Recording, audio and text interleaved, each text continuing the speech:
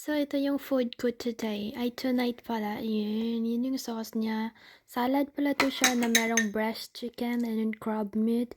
And this is like, I forgot what it's called this.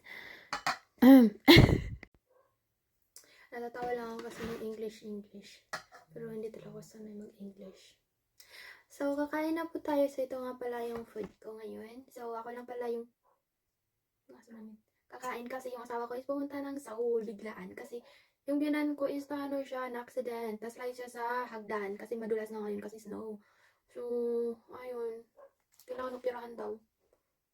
Buti dito madali. Tapos hindi masyado mahal yung dito, bills. But anyway, sana ma-okay lahat.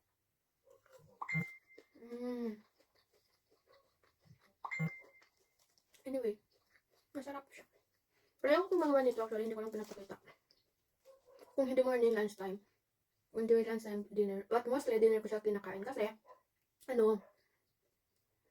magaan siya sa tiyan. Umaga is pwede mag-rice ako, ganun kasi may mga ginagawa. Okay lang mag-rice.